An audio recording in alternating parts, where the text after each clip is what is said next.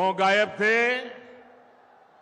क्योंकि उनको भरोसा है मोदी आएगा तो सब ठीक हो जाएगा।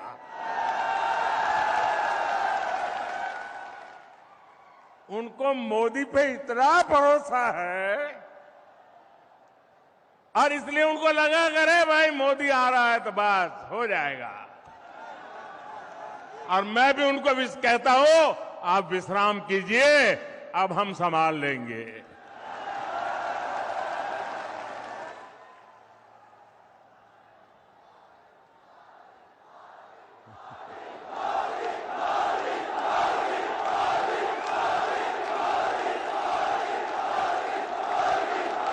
मेरे परिवारजनों,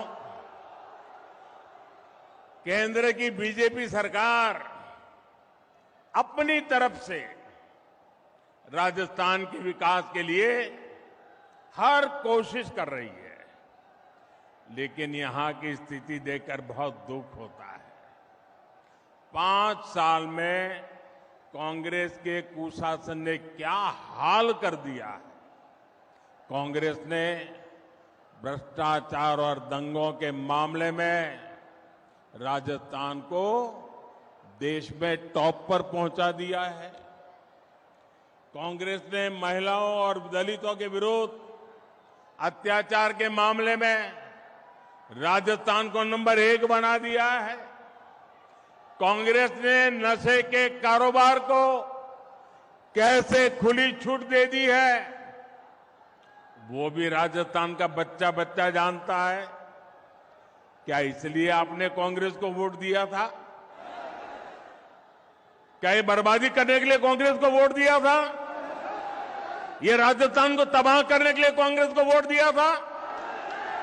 ये राजस्थान को लूटने के लिए कांग्रेस को वोट दिया था? भाइयों, इसलिए ये मेरा मारवाड़ कह रहा है, भाजपा को लाएंगे, राजस्थान को बचाएंगे। साथियों, 5 साल में यहां कांग्रेस की सरकार एक कदम भी नहीं चली, बल्कि यहां 24 घंटे कुर्सी का ही खेल चलता रहा। अच्छा, मैं भाइयों बहनों में एक सवाल पूछूं आपको, उधर वालों को पूछूं, आप जवाब देंगे? सबके सब देंगे? अच्छा, आप सबने लाल डायरी के बारे में सुना है?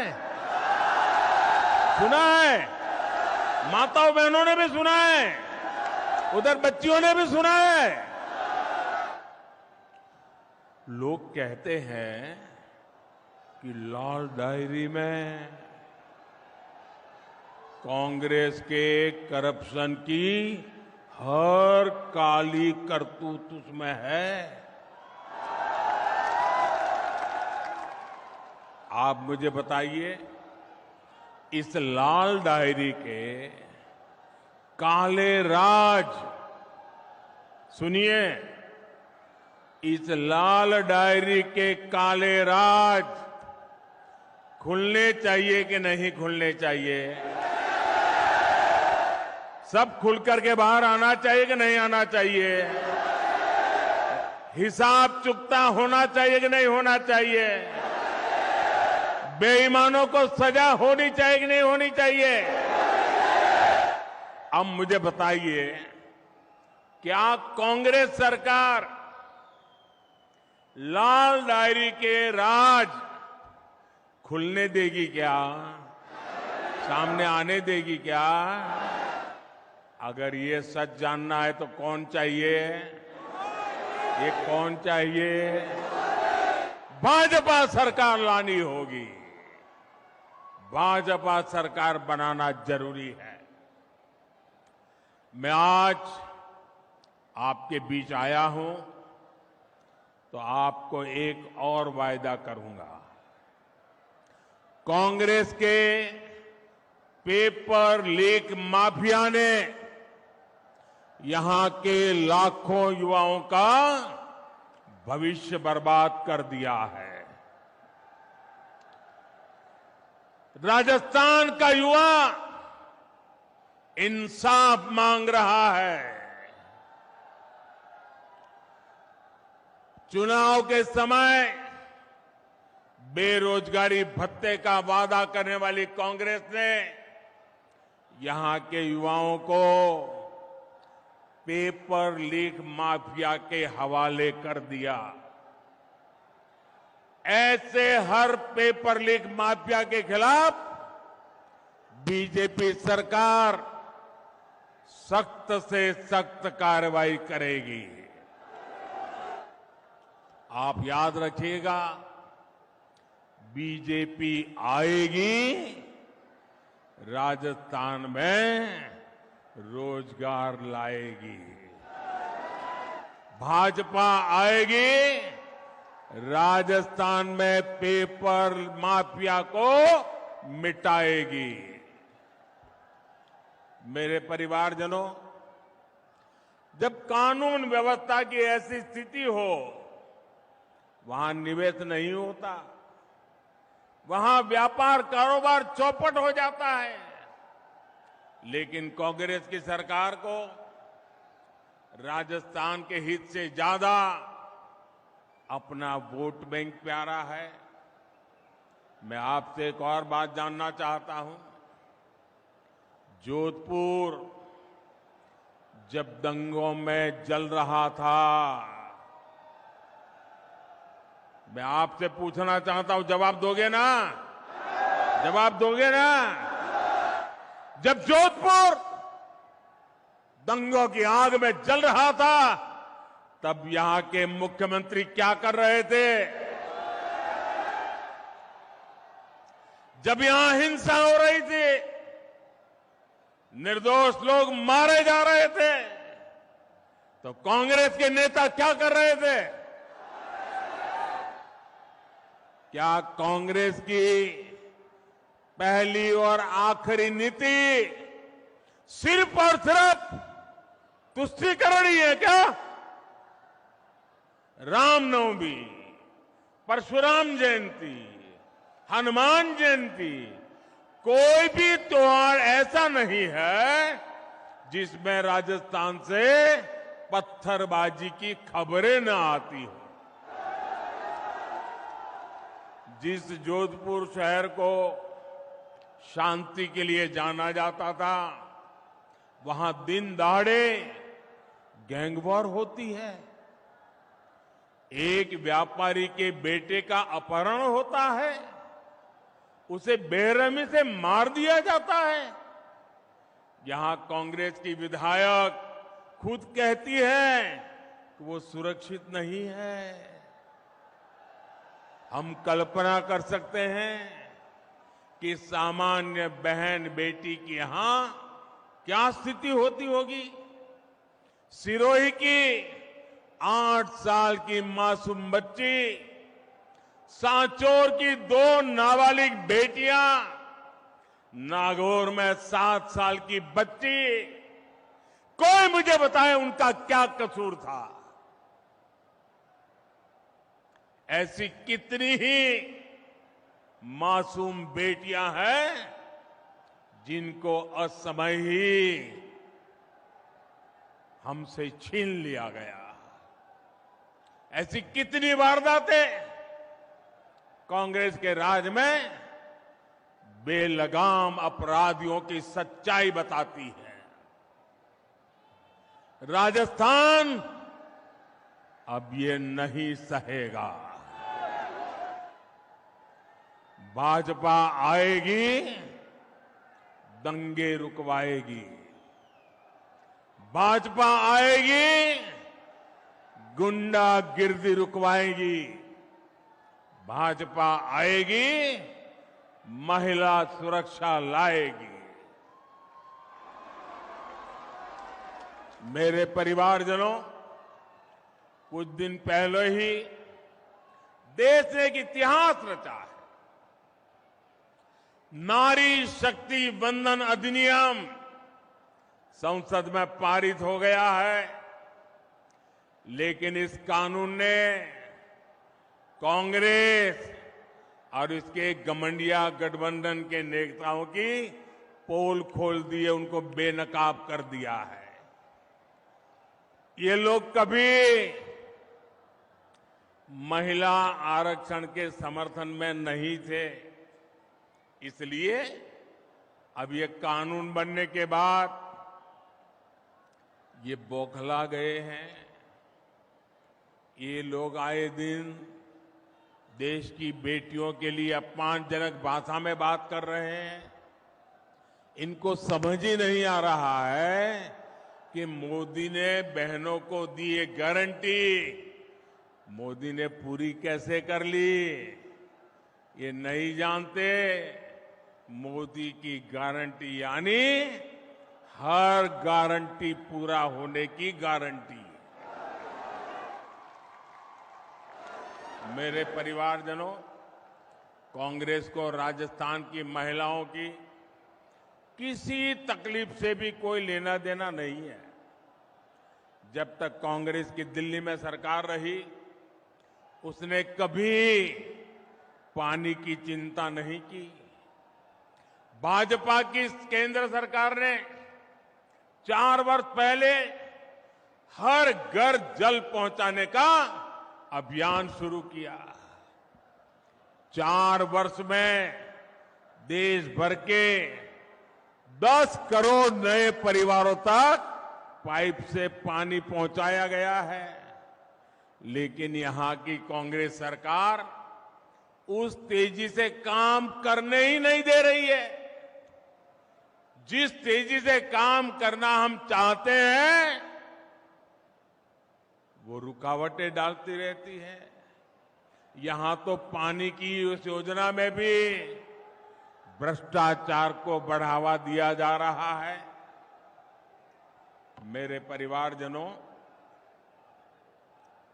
आप देखिए, हमारा देश ऐसा है कि कोई परिवार अगर पानी की प्याऊ भी लगा देना तो पीढ़ियों तक उस परिवार का गौरव और सम्मान होता है। विशेषकर राजस्थान और गुजरात में आज भी पानी के लिए काम करने वाले लाखा वणझारा को पूरा राजस्थान और गुजरात डगर डगर याद करता है। करता है कि नहीं करता है? पानी का महत्व है कि नहीं है? अब आप देखिए, भाजपा का चरित्र देखिए, आप भाजपा को समझिए। एक उदाहरण से आप भाजपा के चरित्र को जान सकते हैं। हिंदुस्तान में कई राज्य हैं जहां नदियों के पानी को लेकर के एक राज्य दूसरे राज्य से मार काटने वाली लड़ाई लड़ रहे हैं। एक बूंद पानी एक राज्य दूसरे राज्य को देने को तैयार नहीं है। लेकिन ये भाजपा का चरित्र देखिए।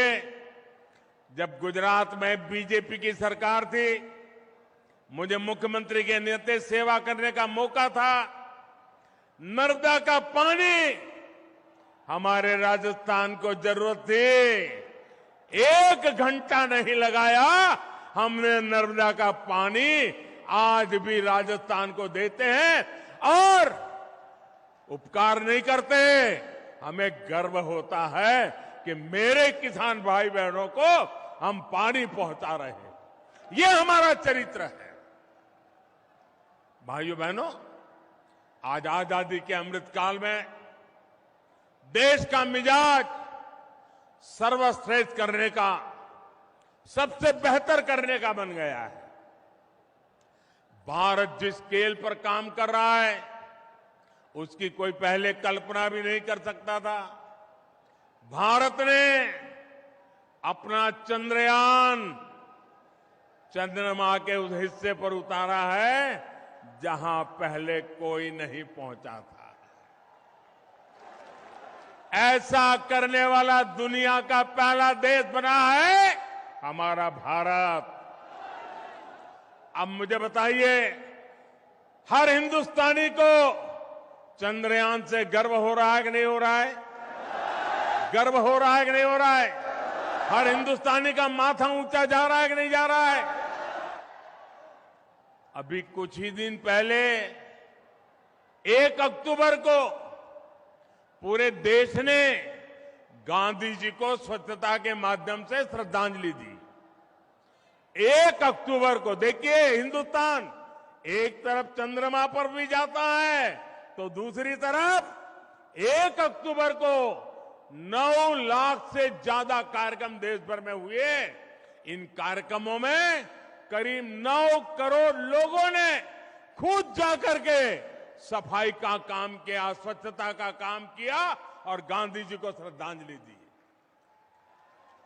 राष्ट्रीय संकल्पों से खुद को जोड़ने के उसकी अभिलाषा हम भारतीयों को हर लक्ष्य तक लेकर जाएगी।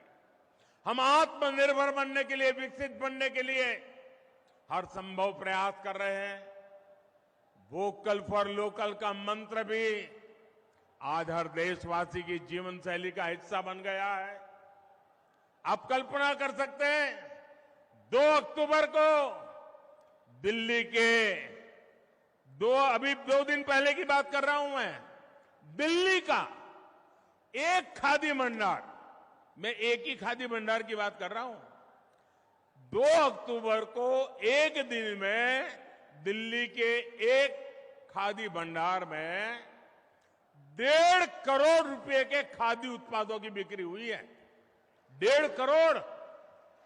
कितने गरीबों का भला हुआ, कितने गरीबों के घर में रोजी रोटी मिली, ये काम हम करते हैं। वाकई साथियों, मेरा देश बदल रहा है।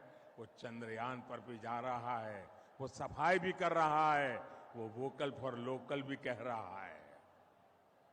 और इसमें राजस्थान बहुत बड़ी भूमिका निभा रहा है। लेकिन मेरे परिवारजनों, कांग्रेस साथ आज एक दिक्कत हो गई है कि वो भाजपा का विरोध करते करते भारत का विरोध करने लग गई है। आज पूरी दुनिया में भारत का डंका बज रहा है, भारत की वाहवाही हो रही है, लेकिन कांग्रेस को इससे दिक्कत हो रही है। आप मुझे बताइए, आज दुनिया में भारत का डंका बज रहा है कि नहीं बज रहा है? जरा जोर से बोलिए। ये आगे वाले भी कह रहा, कुछ अगर सुनते हैं तो बोलिए। क्या आज दुनिया में भारत का डंका बज रहा है कि नहीं बज रहा है? बज रहा है कि नहीं बज रहा है? अमेरिका में भारत का डंका बज रहा है कि नहीं बज रहा है? इंग्लैंड में भारत का डंका बज रहा है कि नहीं बज रहा है? सिंगापुर में भारत का डंका बज रहा है कि नहीं बज रहा है? जापान में भारत का डंका बज रहा है कि नहीं बज रहा है? आपको गर्व होता है कि नहीं होता है? आपको गर्व होता है कि नहीं होता है? आपको अच्छा लगता है कि नहीं लगता है? कांग्रेस वालों को नहीं लगता है, उनको दुख होता है। भाजपा सरकार ने भारत को 10वें नंबर से 5वें नंबर की आर्थिक ताकत बना दिया है। कांग्रेस तो इससे भी परेशानी है। और ये मोदी की गारंटी है,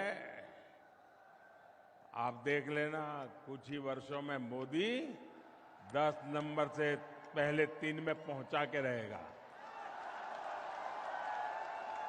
भारत ने,